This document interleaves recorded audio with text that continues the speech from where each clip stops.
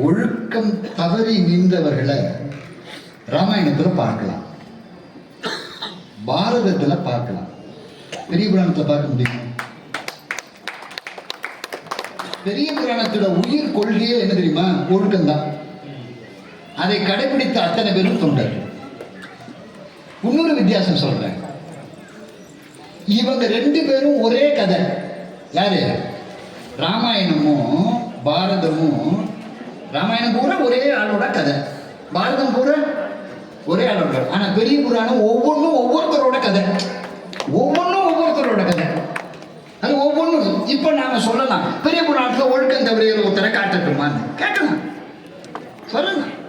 திருநீலகண்டர் இருக்காரு, இளமை மீதுட இன்பத்துறையில் எளியலானார் அப்படின்னு. ஆனா சார், குடிக்க மாட்டேன்னு சொன்னவன் குடிச்சதெல்லாம் உண்டு ராமாயணத்திலையும் பாரதத்திலையும். இந்த மனுஷன் சார் இன்பத்துறையில் எளியனானார், ஆனா தீண்டு வீராயின் எம்மை திருநீலகண்டம்னு சொன்ன ஒரு வார்த்தையை கேட்டார் சார். அன்னைக்குதான் சார் ஒரு பழமொழிய தமிழ்நாட்டில் வந்தது. என்ன தெரியுமா? மனைவி சொல்லே மந்திரம். அதை சொல்லி கொடுத்ததே யாரு? திருநீலகண்டர் தான். நான் சொல்றது தலையண மந்திரம் இல்ல, நல்ல மந்திரம். மனைவி சொல்ல தீண்டு வீராயின் எம்மை திருநீலகண்டம்னு சொன்ன சார். அதுக்கப்புறம் தொடரவே இல்லை சார். ரெண்டு மந்திரமும் உனக்கு தெரியுது சொல்றேன். நான் ரெண்டையும் கேட்டவன் ஆச்சுல்ல. நான் எப்படி இருந்தேன்னு சண்முகனுக்கு தான் நல்லா தெரியும். சரி, அதுல எனக்கு அதிக சொல்ல மாட்டேங்க, எனக்கு தெரியும். அதுல அது பெருசு இல்லை சார். அதுல ரொம்ப முக்கியம் என்ன தெரியுமா சார்? அவங்க ரெண்டு பேரும் ஒரே குடும்பத்தில் இருக்காங்க சார். என்ன ஒரு உயர்ந்த அறநெறி பாருங்க. ஊர் உலகம் இவங்களுக்கு குழந்தை பிறக்கலைன்னா அவரை விட்டுடுங்க, அந்த அம்மாவை எப்படியெல்லாம் ஏசி இருக்கும் பேசி இருக்கும். ஆனா இவங்க ரெண்டு பேரும் தாங்கள் தாம்பத்திய வாழ்க்கை வாழவில்லைங்கிறத வெளி உலகத்துக்கு தெரியாமலே வாழ்ந்தார்கள். அற்புறு புணர்ச்சியின்மை அயலார் அறியாமல் வாழ்ந்தார் அப்படின்னு எழுதினாங்க சேக்கிழார். உச்சம் இல்லையா? என் குடும்பத்துல நடக்கிறது வெளியில இருக்கிற யாருக்கும் தெரியக்கூடாது. அது மட்டும் இல்லைங்க, உன்னை தீண்ட மாட்டேன்னு சொன்ன சத்தியத்தை கடைசி வரைக்கும் ஆண்டவன் வந்து நின்று கேட்ட போது கூட அவளை நான் தொட மாட்டேன்னு சத்தியம் பண்ணியிருக்கேன்னு அந்த ஒழுக்கத்தின் உச்சத்தில் நின்றவர் யாருன்னு கேட்டா திருநீலகண்டர் இல்லையா? அப்ப நீங்க ஆட்களா இல்ல.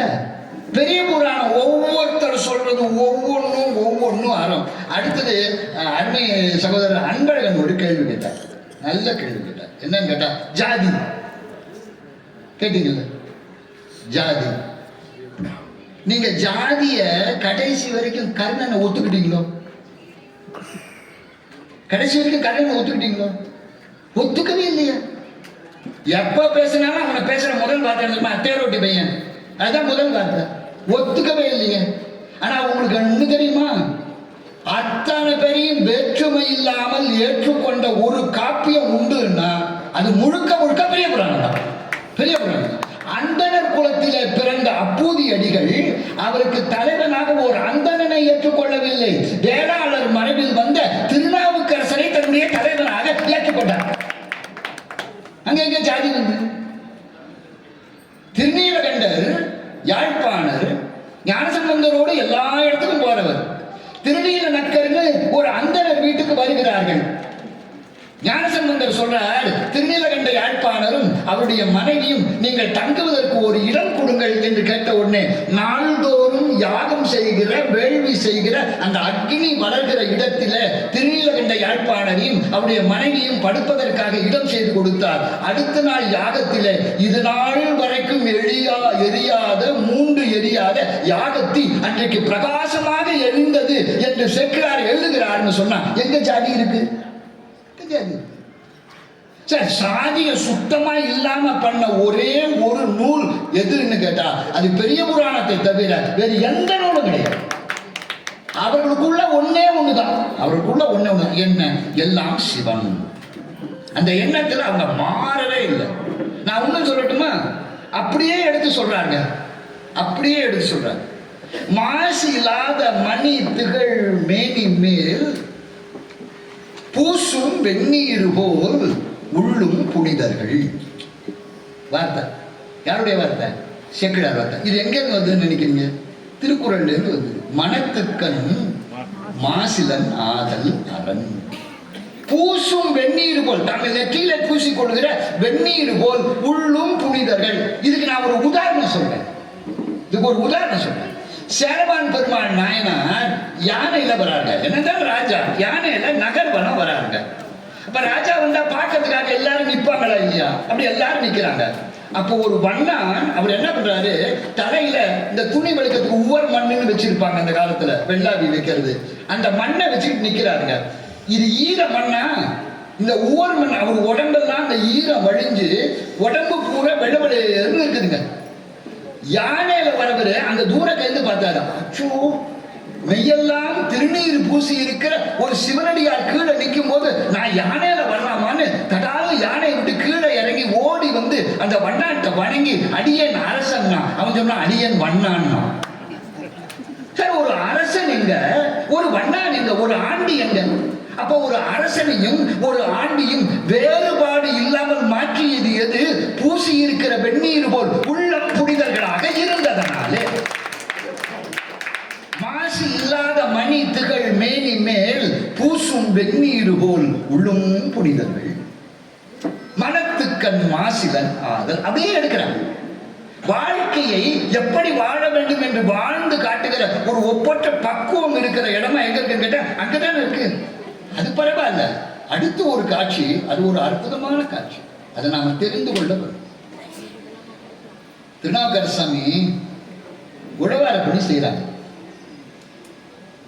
பணத்து மேல விருப்பமே கிடையாது அவங்களுக்கு. அப்படி உழவார பணி செய்யும் போது ஆண்டவன் என்ன பண்றான், நவ மணிகளை உருட்டி விடுறான். நவ மணிகளை உருட்டி விடுறான். குப்பை மாதிரி வந்து விழுகுது. உழவார பணி செய்கிற நாவுக்கரசாமி என்ன தெரியுமா பண்ணாங்க, எந்த குப்பையெல்லாம் திரட்டினாங்களோ அதோட இந்த நவ மணிகளையும் திரட்டி கொண்டு போய் குப்பை போடுற இடத்துல குப்பையோட குப்பையா போட்டாங்க. செக்கிழார் எழுதுறாரு பாருங்க, இந்த பெரியவர்கள் யாரு அடியார்கள் கேட்டா, கேடும் ஆக்கமும் கெட்ட திருவினார் ஓடும் செம்பொன்னும் ஒக்கவே நோக்குவார். அவங்ககிட்ட நீங்க ஓட கொடுத்தாலும் சரி, செம்பொன்னை கொடுத்தாலும் சரி, அவங்களுக்கு ரெண்டுக்கும் வித்தியாசமே கிடையாது. அவர்களுக்கு ரெண்டும் ஒண்ணுதான். இதுல எனக்கு அது பெருசு இல்லைங்க. எனக்கு குருதேவ ஸ்ரீ ராமகிருஷ்ண பரமஹம்சர் ஞாபகத்துக்கு வருது. அவர் பணத்தை தொடவே மாட்டாங்க. சுவாமி விவேகானந்தர் அவரை பல முறை சோதனை செய்து பார்த்திருக்கிறார். அவர் உட்கார்ந்து இருக்கிற அந்த மெத்தை இருக்கு பாருங்க, அந்த மெத்தைக்கு அடியில விவேகானந்தர் என்ன பண்ணுவாரா, காசை கொண்டு போய் வைப்பாராம். குருதேவ ராமகிருஷ்ண பரமஹம்சர் அந்த மெத்தையில இருந்து உட்காந்துங்க, ஐயோ என்னமோ சுடுது அப்படின்னு எப்படி குதிச்சுடுவாராம். ஏன்னா கொடுக்கல காசு, இவன் வச்சது தெரியாது. கங்கை கரையில நிக்கிறாருங்க. ஒருத்தர் கொண்டு வந்து குருதேவ ராமகிருஷ்ண பரமஹம்சர் கையில பணம் கொடுக்குறாருங்க. இவர் என்ன பண்ணாரு, அந்த காசையும் வாங்கினாருங்க, கங்கையோட மண்ணையும் எடுத்தாருங்க, ரெண்டையும் ஒன்னா சேர்த்து எழுதி பண்ணாரு, கொண்டு போய் அப்படியே கங்கைக்குள்ள தூக்கி விட்டு இருந்தாருங்க. கேடும் ஆக்கமும் கெட்ட திருவினார். அதைத்தான் வள்ளுவர் சொல்றாரு பாருங்க, அறத்தான் வருவதே இன்பம். ஒரே வார்த்தை தான், அறத்தான் வருவதே இன்பம். நீ பொருளை சம்பாதித்தாலும் சரி, இன்பத்தை சம்பாதிப்பதாக இருந்தாலும் சரி, எல்லாம் எப்படி வர வேண்டும் தெரியுமா, அறத்தின் வழிதான் வர வேண்டுமே தவிர அறம் நீங்கிய வழியில் வேறு எது வந்தாலும் அது இன்பத்தையோ புகழையோ தராது. அப்ப பெரிய புராணத்தில் இருக்கிற அடியாருடைய வாழ்க்கையை நீங்க மொத்தமா எடுத்து பார்த்தீங்கன்னா அது அத்தனையும் எப்படி வந்ததுன்னு தேடினீங்கன்னா அறத்தின் வழி வந்தது தானே தவிர ஒன்று கூட அறமல்லாத வழியில் வந்தது இல்லை. அதனால்தான் சுந்தரமூர்த்தி சுவாமிகளுக்கு அடியாருடைய திறமையை பத்தி எல்லாம் சொல்ல வந்த ஆண்டவன் சொல்றான் பாருங்க, இந்த அடியார்கள் யாரு அப்படின்னு சொல்றான். அப்போ அற்புதமான பாடல் ஒன்றை சேக்கிழார் பெருமான் எழுதுகிறார். இந்த அடியார்கள் யாரு அப்படின்னா, இதெல்லாம் பேசவே வேண்டாம் ஐயா. அவர் சொல்றார், இதெல்லாம் பேசவே வேண்டாம். ஏன் தெரியுமா, பேசி சொல்லிட முடியுமா? அவங்க பெருமையை பேசி சொல்லிட முடியுமா? பெருமையால் தம்மை ஒப்பார், கம்பேர் பண்ண முடியாதான்.